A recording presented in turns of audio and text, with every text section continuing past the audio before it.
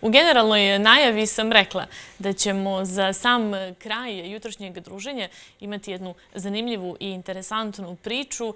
Zapravo saznaćemo kakva je to naša država, kakva je to Crna Gora iz ugla francuskog novinara u organizaciji Nacionalne turističke organizacije, a sve uz podršku lokalnih turističkih organizacija i turističke privrede. Novinar jednog renomiranog francuskog turističkog magazina Putujte ovdje i drugdje, Lukas Laargu, od 2. maja pa sve do danas je boravio, to jest još uvijek boravi negdje do večeras u posjeti Crnoj Gori i upravo je on gost ovog jutra, a sa nama u studiju je i Nina Savović. Good morning and welcome. Dobar dan. Thank you very much. Nina, dobro jutro i vama i hvala vam što ste sa nama ovog jutra. Prvo pitanje za našeg gosta jeste kako mu se sviđa Crna Gora? La première question, c'est comment aimez-vous le Monténégro? J'adore le Monténégro. C'est la deuxième fois que je viens ici et je suis toujours content de revenir. Et j'espère que je vais encore revenir parce que je n'ai pas tout vu et donc il me tarde déjà de revenir. Obožavam Crnu Goru i ovo je drugi put kako dolazim u Crnu Goru i apsolutno sve mi se sviđa i nadam se da ću imati priliku ponovo da dođem jer ostalo je mnogo dijelova Crne Gore koje nisam uspio da posjetim do sada. Koliko sam ja negdje saznala, prvi put Lukas je bio individualno da posjeti Crnu Goru u avgustu prošle godine i tada je obišao Budvu i Kotor. Da li je to bio glavni razlog zašto je on ovdje? L'année dernière, en août, comme on sait, tu es venu au Monténégro de votre propre initiative. Est-ce que c'est la raison principale de venir encore une fois? Et tu as visité Kotor et Budva, n'est-ce pas? Oui, j'étais venu au mois d'août de l'année dernière en vacances et j'avais trouvé ça extraordinaire. Je rêvais de voir les Bouches de Kotor et j'ai vu les Bouches de Kotor. Et du coup, je me suis dit qu'il fallait revenir pour montrer ça aux Français et en parler encore, faire la promotion de ces paysages qui sont fantastiques. Donc c'est pour ça que je suis revenu pour le travail et maintenant là je prépare un grand reportage sur le Monténégro avec de belles images pour donner envie aux Français de venir. Da, tako je. Prošle godine sam u avgustu mjesecu boravio u Crnoj Gori, međutim na odmoru sam bio i tada mi se mnogo svidjelo i želio sam da ponovo dođem, sanjao sam o Kotorskom zalivu i tada sam shvatio da treba doći ponovo, ali ovog puta poslom kako bih Francuzima pokazao sve ljepote Crne Gore i kako bih u stvari napravio neku dobru promociju preko ove reportaže koju pripremam i kako bi oni u stvari poželjeli da dođu u Crnu Goru kao i ja. Ovom prilikom obišao je rijeku Crnojevića, Virpazar, Stari Bar, Ulcinj, Porto Novi i Herceg Novi. Kakvi su utisci? Cette fois, tu as visité rijeka Crnojevića, l'Ancien Bar, Virpazar, Herceg Novi, Ulcinj, Bar, Porto Novi.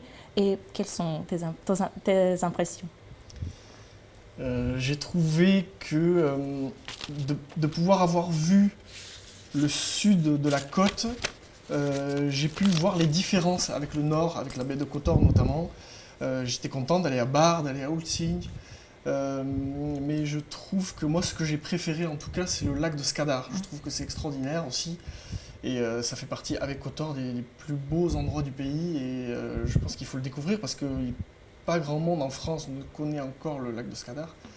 Et il faut en parler parce que c'est grandiose. Da, obišao sam cijelu obalu Crne Gore i svidio mi se i Bar i Ulcinj, ali od svega ja najviše preferiram Skadarsko jezero.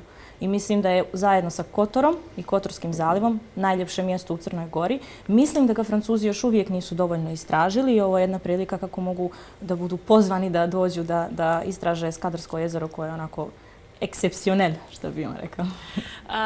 Lukas je kazao da je oduševljen Crnom Gorom i svime onime što mi imamo i što nudimo. Ali kada govorimo o turističkoj ponudi Crne Gore, šta je to što može bolje? Donc tu as dit que tu aimes Monténégro, que tu adores Monténégro. Mais quels sont peut-être les points qu'on peut améliorer? Comment on peut améliorer l'offre touristique du Monténégro? Il faudrait peut-être continuer à améliorer le secteur de l'hôtellerie, même si L'hôtellerie est déjà en plein développement, il se passe plein de choses. Il y a des belles adresses, il y a un hôtel Aman qui est extraordinaire, il y a un nouvel hôtel One and Only qui est tout aussi magnifique, il y a des jolis hôtels, mais il faut encore développer ça pour améliorer le confort des voyageurs. Et puis, il faut continuer à faire la promotion. Donc, il faut continuer et que le gouvernement investisse pour qu'on parle de ce petit pays qui mérite d'être connu. Dakle, treba nastaviti sa poboljšanjem hotelijerstva. Prije svega, imate lijepe hotele, imate Aman, One and Only koji je skorije otvoren. Ima mnogo slatkih i finih hotela, ali mislim da je to nešto što treba nastaviti, u što treba da nastavimo da ulažemo. Isto tako, mislim da treba poboljšati promociju Crne Gore i prije svega vlada Crne Gore treba da ulaže više sredstava u promociju Crne Gore, jer samo na taj način može privući turiste uz ovaj komfor koji nude hoteli. Kada govorimo o gastronomskoj ponudi, kako Lukas ocjenjuje istu i od hrane šta je to što ga je oborilo s nogu? Quand on parle de la gastronomie, quels sont les plats préférés, quels sont les plats que tu aimes au Monténégro? J'ai mangé plein de bonnes choses. Beaucoup de bonnes viandes, de l'agneau, de la bonne charcuterie. Ce qui m'a marqué par contre dans la gastronomie du Monténégro, notamment c'est le vin. J'ai visité des wineries, des domaines viticoles familiaux, des petits domaines familiaux, notamment un à Virpazar et un à Herceg Novi, le domaine Savina, et il y a du bon vin qui est produit en petite quantité, donc on ne le connaît pas assez. Il y a encore du travail pour qu'il rivalise avec le vin français. Mais il y a de l'espoir et puis ça mérite d'être connu, surtout pour des Français qui, nous, aimons le vin. C'est intéressant pour des Français de venir goûter du vin du Monténégro. Dakle, sve mi se svidjelo što se tiče hrane u Crnoj Gori. Meso, sve vrste mesa, ali ja bih izdvojio vino koje sam probao u lokalnim vinarijama u Virpazaru i u mjestu Savina kod Herceg Novog. I to su vina koja su ostavila utisak na mene. To su male porodične vinarije koje zaslužuju da imaju mjesto reprezentativno među ostalima. To je posebno interesantno za Francuze koji obožavaju vino i koji bi sigurno došli ukoliko bi im bilo predočeno šta sve Crna Gora ima u tom domenu kad govorimo o vinima. Kada je odlučio da se bavi novinarstvom, zašto baš turizam? Quand tu as décidé d'être journaliste, pourquoi tourisme? Parce que j'ai toujours aimé voyager et c'était un bon moyen de pouvoir mêler mon travail et ma passion. Donc j'ai réussi pour l'instant, ça se passe bien, je peux voyager partout et je suis content de pouvoir découvrir des endroits comme ça qui méritent d'être connus et pouvoir en parler surtout. Parce que les découvrir pour moi, c'est bien. En parler, c'est encore mieux et essayer de donner envie aux gens, à mes lecteurs, de venir. Dakle, uvijek sam volio da putujem. I onda sam odlučio nekako da povežem svoj posao, novinarstvo i strast za putovanjima. Imao sam sreće tako da mogu da otkrivam razne zemlje koje zaslužuju da budu otkrivene. Ali ne samo da budu otkrivene od mene samog, već da pokažem drugim ljudima, da pokažem u časopisima da drugi ljudi također mogu da posjete te iste zemlje. To je pravi izazov. Da li imao prilike da porazgovara sa nekim od crnogorskih novinara? Est-ce que tu avais de la chance de parler avec les journalistes monténégrins, peut-être? Cette occasion ou... Non, je n'ai pas rencontré de journaliste, mais vous êtes la première. Et je suis très content que vous soyez la première. Ne, nisam imao prilike da razgovaram sa novinarama, vi ste prvi i zadovoljan sam i srećan sam što ste vi prvi. Kada govorimo o reportaži koju će Lukas pisati o Crnoj Gori, da li već ima prvu rečenicu? Quand on parle de la reportage que tu vas faire, est-ce que tu as la phrase première? Titre, la phrase première, quelque chose comme ça. Il faut que j'y réfléchisse encore, mais il y aura quelque chose, il y aura l'idée de paradis et de secret. Još uvijek treba da razmislim, ali postoji neka ideja raja i tajne. Zanimljivo.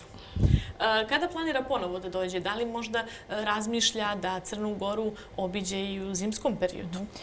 Quand tu viens après, encore une fois, est-ce que tu penses visiter Monténégro en hiver peut-être? J'aime beaucoup l'été, donc je suis pas contre venir en hiver, mais j'aime beaucoup l'été et je voudrais voir les montagnes et aller à Dormitor par exemple. Je pense que ces montagnes, elles doivent exalter quelque chose de plus en été. Et puis peut-être qu'après je reviendrai en hiver, oui peut-être parce que j'aime aussi la montagne en hiver et donc pourquoi pas. Ja obožavam ljeto.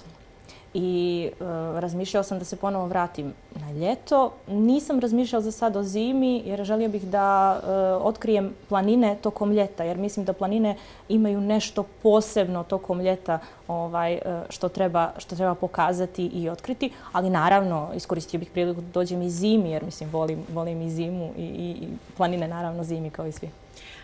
Kada govorimo na Francuskoj, koji je to grad u kojem Lukas živi i možemo mi i kod njega? Quand on parle de France, où habites-tu? Dans quelle ville? Et peut-être on peut venir chez toi.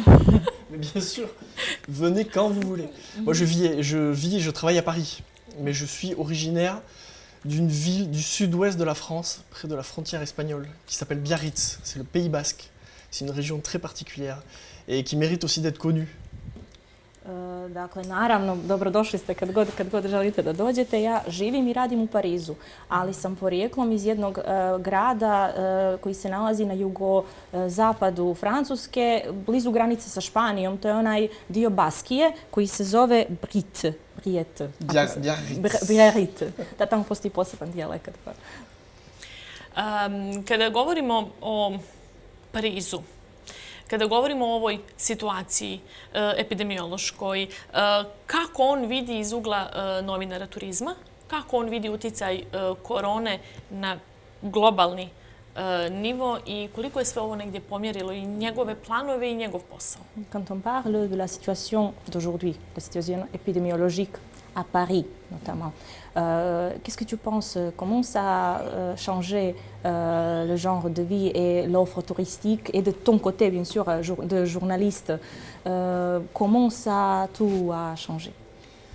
La situation est en train de s'améliorer en France. Les choses vont un peu mieux, c'est très très lent, mais ça va mieux. L'été va être meilleur, comme un peu partout en Europe, je crois. La situation a été très grave. Mais je crois qu'il faut aller de l'avant et essayer de pousser les gens à essayer de partir un peu, tout en respectant toutes les règles qu'il faut. Mais il faut dire aux gens qu'on peut partir et c'est pour ça que je suis là aussi, pour dire qu'on peut voyager, et en France bien sûr, et pourquoi pas aller ailleurs. On ne peut pas aller très loin, on ne peut pas aller au bout du monde, mais on peut aller en Europe. Dakle, ova situacija je sada bolja u Francuskoj kao i svuda u Parizu. Ako poboljšava situacija, mislim da će tokom ljeta biti još bolja, kako u Parizu, tako i u ostalim gradovima Evrope. I mislim da treba da nekako podstaknemo ljude da putuju, iako je ovakva situacija. Zato sam ja ovdje, da ih nekako pozovem da putuju poštujući sva pravila i sve mjere, jer ne možemo ići na kraj svijeta, možemo makar u Evropu malo putovati. Planovi kada se vrati u Parizu, osim što će pisati tu prelijepu reportažu o raju ili tajni? Quels sont tes plans quand tu reviens au Paris, à l'exception de cet reportage que tu as Quand je reviens à Paris, j'ai d'autres reportages en France, parce qu'il faut aussi parler de la France pour cet été, vu que les gens vont beaucoup voyager en France. Et ensuite, je commence à planifier d'autres reportages pour cet été. Je pense notamment aller en Turquie à la fin du mois de juin et essayer d'aller partout où je pourrais aller pour qu'on reprenne une vie la plus normale possible. Kad se vratim u Francusku, imam neke druge reportaže koje treba da napišem o Francuskoj, jer treba da pozovemo ljude da putuju i po Francuskoj, a onda planiram krajem juna da putujem u Tursku i tamo da napravim jednu finu reportažu o Turskoj i onda nakon toga planiram ostale reportaže i ostale dijelove svijeta koje želim da obiđem, kako bismo pozvali narod da putuje. I za kraj, zašto treba doći i posjetiti Francusku? À la fin, pourquoi on doit venir visiter la France? Pourquoi il faut venir visiter la Il n'y a France? qu'une seule raison, c'est le plus beau pays du monde, Ima évidemment. samo jedan razlog, to je najljepša zemlja na svijetu. Mais Encore non, beaucoup de choses, une bonne gastronomie, du bon vin, et puis des belles campagnes. Et puis surtout, c'est un pays très varié. Il y a beaucoup de choses différentes partout. Donc c'est pour ça que ça mérite un voyage, un grand voyage ou plusieurs voyages. Beaucoup de gens vont à Paris, c'est très bien d'aller à Paris évidemment, mais c'est bien aussi d'aller ailleurs et voilà, il faut venir en France aussi. Imamo mnogo dobru hranu, mnogo dobra vina, ali prije svega je to država koja ima mnogo različitosti. Treba posjetiti i selo, i grad, i sve dijelove Francuske. Treba odvojiti jedno veliko putovanje da se posjeti Francusku ili više putovanja. Naravno, ljudi uvijek idu u Pariz. Naravno, treba posjetiti Pariz jer nudi mnogo različitih stvari, nevjerovatnih, ali treba posjetiti i ostale dijelove Francuske. Tako da dođete u Francusku. Lucas, thank you very much. And it was my pleasure to having you here this morning with us. Nina, tebi posebno hvala jer smo sve negdje dogovorili u minut do. Next time we are going together through the Montenegro and to visit village, I promise. Why not? Ok, no problem. Merci beaucoup. Hvala Tina. Hvala Crna Gora. Hvala vam još jednom. Nema na čemu.